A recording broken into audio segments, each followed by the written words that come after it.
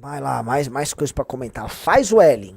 O governo Lula lança hoje o programa Gás para Todos, que garantirá botijões de gás para famílias que recebem até meio salário mínimo por mês. Serão 4 botijões de 13 quilos para famílias de até 2 pessoas e 6 com 3 ou mais. 17 milhões de pessoas serão beneficiadas. Que legal! Pensem da seguinte maneira, né, galera? Uma parte da população brasileira ela vai receber botijões de gás, outra receberia energia elétrica gratuita. Tudo isso sendo pago naturalmente pelo restante da população brasileira, que já sofre com o preço da inflação e que vai acabar pagando mais e vai sentir o efeito de inflação, só que ela própria sendo parte da população economicamente ativa, para que o governo Lula, com o Boulos, faça o L, olha o que o Lula deu, vai tomar no cu, vagabundo. Isto aqui, meus amigos, isto é a democracia brasileira operando. A democracia brasileira tá aí, ó. Então o estímulo tá todo dado, que como eles precisam comprar voto, né, ficar lá, né, da população mais carente de todos, então eles têm que, toma um botijão. E é isso. Que país sério. Pensem isso. Lembrem-se daquele, tenta achar de novo o Xi Jinping falando da América do Sul, né? Que país sério, que tem que se preocupar em ter uma atividade econômica prolífica, em crescimento, tá aqui em 2025 falando, conseguimos, você vai ter um botijão de gás. Tem o cálculo, são tantos botijões de 13 quilos. Que coisa deprimente. Isso é o nome do lugar que deu errado. E qual é o Brasil que recebe esse botijão? Eu vou mostrar. Mostra lá, Riso, também, antes de ir pro Xi Jinping, pega o vídeo do turismo do Brasil, né? Olha o Brasil botijão de gás. Esse Brasil botijão de gás, o Brasil que recebe o Luz para Todos, o Brasil que recebe o botijão de gás, é o Brasil retratado naquela propaganda pro mundo, né? Veja só como nós somos singelos, brejeiros, né? Veja a nossa favela, nosso cachorro caramelo, veja nossas ruas sujas, há algo de belo na nossa sujeira. Venha ver a gente, somos bacaninhas, né? Isso aqui, ó. Este é o Brasil botijão de gás. Pausa. Quantas dessas pessoas são retratadas aí não estão inseridas no projeto para receber botijão de gás? Eu tô falando sério. É uma propaganda que retrata pobreza, pura e simples. Começa de novo. Vou deixar a música porque eu não te pegou a música.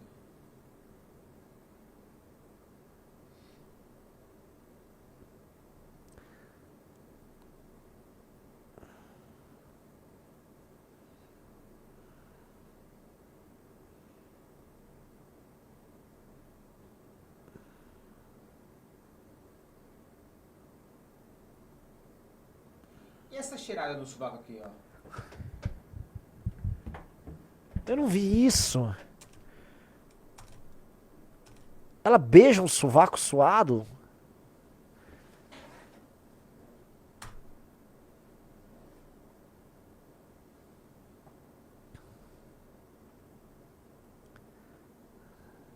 E o Brasil, lógico, é com essa mulher aqui, né? Não, tem que começar. Essa diva, né? Essa atriz. Foda-se ela. Meu mais sincero foda-se pra Fernanda Torres. E foda-se pro bosta do Walter Salles. Banqueiro filho da puta do Walter Salles. Tá, o meu foda-se. Mas pra eles, ela é um ela não. Que orgulho. Vai se fuder, todos eles. É fetiche com o cara botou fetichista pobre feio. É isso, é fetiche com pobreza. Ai, que delícia. Vamos lá, ó, Xi Jinping falando da gente. Vamos sempre lembrar do Xi Jinping falando. Precisamos aprimorar a política e o sistema de serviços públicos. Para promover a prosperidade comum, não devemos adotar a abordagem do assistencialismo. No passado, alguns países latino-americanos adotaram o populismo e o alto bem-estar social apoiou um grupo de preguiçosos. Olha isso, um grupo de preguiçosos e aqueles que recebiam algo em troca de nada. Veja só um chinês dominante falando. Chinês, cultura Han, dominante, falando, cultura de preguiçoso. Qual é a propaganda? A propaganda tá, né, 3 da tarde, sei lá, quarta-feira, vou filmar, né, homens que deviam estar trabalhando, no máximo estudando, dançando. Eu tô dançando, tô desesperadamente alegre, dança. Cultura de preguiça. É real. Como resultado, as finanças nacionais ficaram sobrecarregadas e caíram na armadilha da renda média, da qual não conseguiram se livrar por muito tempo. História da América Latina, história do Brasil. Os benefícios do bem-estar social não podem ser reduzidos depois de aumentados, o que é verdade. É insustentável praticar o assistencialismo que excede as próprias capacidades. Nós estamos estourando as contas. E isso inevitavelmente acarretará sérios problemas econômicos e políticos. Devemos persistir em fazer o nosso melhor e agir dentro das nossas possibilidades, concentrando-nos em melhorar o nível dos serviços públicos, fornecendo com precisão os serviços públicos básicos em áreas de maior preocupação para a população, como educação, assistência médica, assistência a idosos e moradia. Veja só, eles se preocupam com gente no sentido de educação, assistência médica, assistência a idosos e moradia. E garantindo o padrão de vida básico das pessoas necessitadas, sem criar expectativas ou fazer promessas vazias. O Brasil cria expectativa. É a ideia de que essa pessoa pobre, ela vai aumentar o rol de benefícios que o Estado dá pra ela e que, como assim, num passe de mágica, ela vai atingir ela vai se tornar classe média. Que é a mentira que o PT vendeu. Você não precisa adquirir produtividade, você não precisa nada. Deixa que a gente cuida que as coisas vão acontecer misteriosamente. Vou até te dar um crédito, toma um crédito bancário aí, se endivida. Isso é uma merda. O Xi Jinping, esse discurso de Xi Jinping, se você trocasse o nome Xi Jinping e botasse o nome de um político norte-americano, tava todo mundo na esquerda falando, isso é um pensamento fascista de que não liga pra pobre. Mas como é um comunista, que é o Xi Jinping, aí ninguém vai falar nada. Se me desculpa, eu subscrevo completamente as posições do Xi Jinping. Se vocês perguntarem pra mim qual é a sua posição sobre assistencialismo, eu vou falar, é a posição do líder do Partido Comunista Chinês. É a mesma posição do líder do Partido Comunista Chinês. Essa é a minha posição. Alguém aqui, por favor, monta uma enquete. Você concorda com o Xi Jinping? Sim ou não? Com esse texto do Xi Jinping? Vamos ver. Eu realmente acho muito difícil aqui alguém discordar com o Xi Jinping. É impossível, só se você estiver completamente maluco, que você vai discordar da opinião do comunista Xi Jinping. Vamos lá. E aí, temos já uma prévia, senhor Rafael Almeida? Sim, 97%, não 3%. Exatamente. Tanto que boa parte das políticas públicas que nós temos que implementar no nosso país são políticas que foram testadas com sucesso na China. A China tem um modelo que não envolve sobretaxação, que envolve uma relação de liberdade laboral, mesclada com, então, portanto, em muitos termos liberal, eles têm também uma política, isso já faz parte da cultura do chinês, mas a cultura do chinês somada a essa política de geração de poupança gera capacidade de investimento, gera um atrelamento no interesse do Estado em gerar complexos industriais e complexos econômicos. Tá? Esses complexos econômicos beneficiaram um projeto de expansão da China ao redor do mundo, primeiro com produtos mais baratos, depois com produtos mais complexos. A China fez a lição de casa. A dúvida que muita gente tem é se é possível a gente pegar esse bonde ainda. Se é possível a gente fazer a lição de casa. Porque em vez de a gente se encaminhar para isso, a gente se encaminha para aquela propaganda horrorosa. Se assiste aquela propaganda do governo brasileiro, aquilo é horror, porque aquilo é o horizonte do Brasil. E eu vou agora, assim, antes da gente ir pros pimbas, Riso, finalizar com uma reflexão filosófica. Eu soltei um textão hoje no Twitter que tá até indo bem. E esse textão é sobre essa propaganda. E veja, é para vocês trabalharem com a ideia de imaginação. Isso aqui é sobre a imaginação dos nossos adversários. Veja só que interessante. O Brasil, para esse bando de degenerado do governo do PT, é um eterno programa da Regina Casé. Um favelão simpático e risonho, incapaz de superar seus problemas mais básicos, mas singelo e inofensivo como um cachorro de rua. Isso sequer reflete a realidade do pobre que eles celebram. Por trás do riso há desespero, violência, pobreza e desamparo. Ao retratar apenas os estados que votam em Lula como um Brasil tipo exportação, eles apresentam ao mundo o resultado de sua obra, exaltando estereótipos e propondo uma estética vinculada à pobreza. Você entendeu isso? É muito curioso que o Brasil que eles mostram ao mundo é o Brasil que vota no PT. Portanto, é como se eles vinculassem para o mundo o Brasil que eles administram. Esse aqui é o Brasil ideal que eu estou te oferecendo. Olha como ele é singelo e bacana, tá?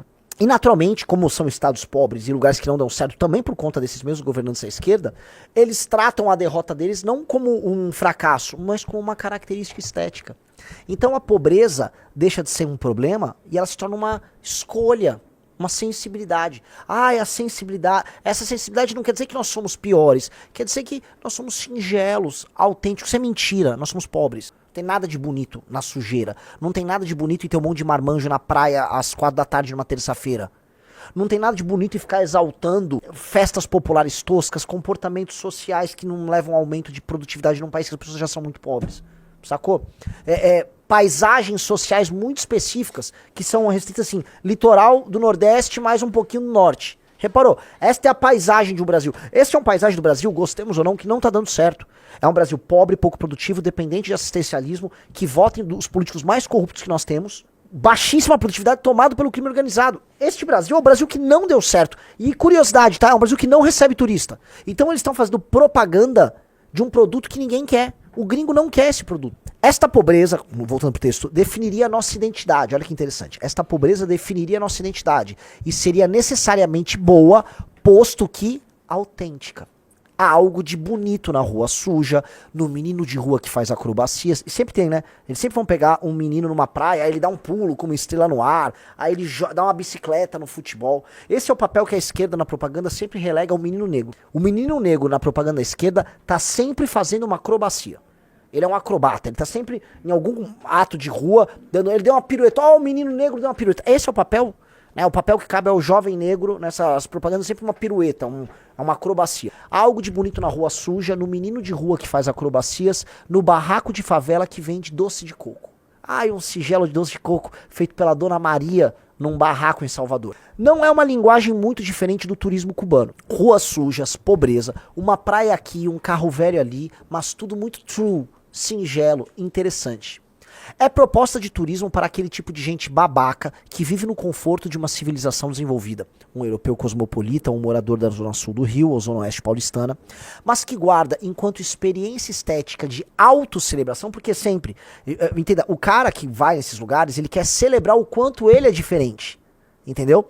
A viagem desses caras, eu fui pra Cuba, ele quer mostrar que ele tá em Cuba, como eu sou diferentão, tô em Cuba, veja como sou hype, um espacinho para viver o pé sujo existencial das franjas de civilização. Então eles vão nesse espaço de franja civilizacional entre, assim, já não é totalmente tosco para ser barbárie completa, tipo, essa pessoa não tá indo pro Afeganistão, né? Ele não tá indo pra Libéria, ele não tá indo pro Congo, né? Mas ele tá ali né, nessa franja civilizacional. E aí, prossegue, são amantes espirituais do litrão. Então, o cara que acha isso bonito, né? Ah, tô tomando um litrão aqui, ó. Ah, o litrão. Ah, ele viveu um litrão. Ah, litrão é baratinho, só uns gelinhos, né? São amantes espirituais do litrão, chicos moedas com cigarro de palha, millennials entediados à procura de aventura. Esse pobrismo resulta na sua incapacidade de conceber um Brasil desenvolvido. Olha só que interessante. E essa é a parte mais importante do texto. Se sua sensibilidade procura aquilo que é pobre e baixo, ou seja, se a sensibilidade estética dessas pessoas tá sempre buscando o que é pobre e baixo, a sua execução política não buscará outros horizontes. Então, a execução política de uma pessoa cuja imaginação de um Brasil ideal é um Brasil pobre, adivinha onde vai terminar a execução política dela? A execução política de um Brasil pobre. Ah, mas é pobre, mas é autêntico, né? É pobre, mas faz pirueta. Não é legal. Então, a sua imaginação, a sua capacidade de conceber uma sociedade, ela influi na sua execução. Então, a imaginação desses formuladores de política pública de esquerda é uma imaginação favelenta. E adivinha? Eles geram uma nação favelenta. Aí prossigo. É por isso que a negação estética de outro Brasil, ou seja, eles negaram todo o outro Brasil que paga a conta. Repara, não existe o mundo caipira do Brasil ali, não existe São Paulo, não existe o Sul, não existe nada. Existe só aquela pequena faixa litorânea do Nordeste, que não é todo o Nordeste, é uma pequena faixa litorânea no Nordeste e um pouco ali de Belém do Pará. É por isso que a negação estética de outro Brasil também se transforma em negação política. Eles vão perseguir tudo aquilo que abala suas crenças e conforto.